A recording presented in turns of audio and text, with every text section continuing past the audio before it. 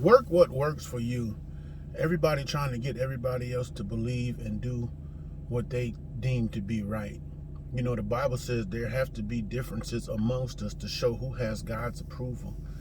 And it should be evident and clear according to people's fruit. You know, especially you can just look at a person's mental state. You know, they up one day and down the next day, and up over here and down over here one day. And so it's like, that really shows you the fruit that's really going on within them. You know what I mean? The true spirit that's going on within them. You know what I mean? Because it's like, whatever spirit that you have going on within you, that's the spirit that you're going to gravitate to. So if you got some faulty wiring going on in you, guess what? You're going to gravitate to faulty people. You know, if you got straight up real raw and genuine things within you, that's who you're going to gravitate to. And I'm seeing a lot of people, you know what I'm saying, they just think what they've been taught and what they really want to accept as being truth versus knowing the truth for themselves. Like me, I know for a fact Christ works. You know what I mean? Because I'm working what works. You know what I mean? Because it's like, when I look back over my life and I think things over, like that old church song say, I know God is real. He's real in my soul. You know, because he bought me from a mighty long way. And like the old other church song say, whose side are you on? I'm on the winning side.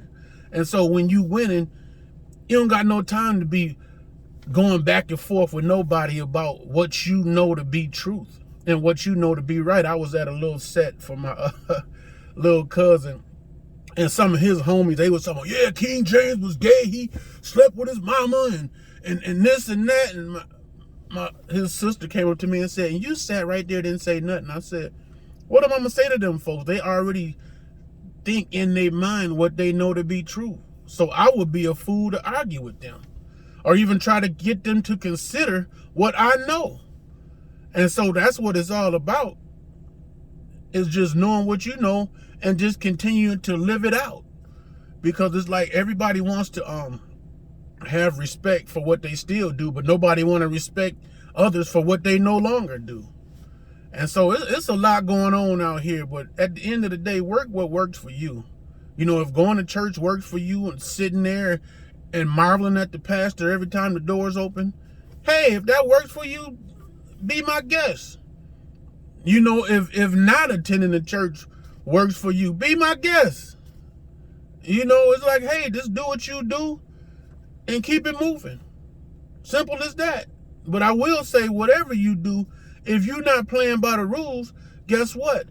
You're going to be disqualified in the end.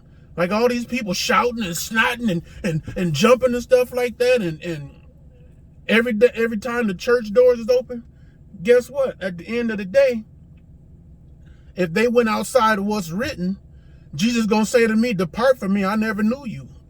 And they're going to be talking about, Lord, Lord, didn't I do this in your name's sake? No. You had church and you followed a man that followed another ignorant man. So therefore, you are ignorant. And so this is real out here. So what's the name? Millie Jackson had an old song, Love's a Dangerous Game to Play when you're not playing by the rules. So in the process of working what works for you, make sure you play by the rules. Peace.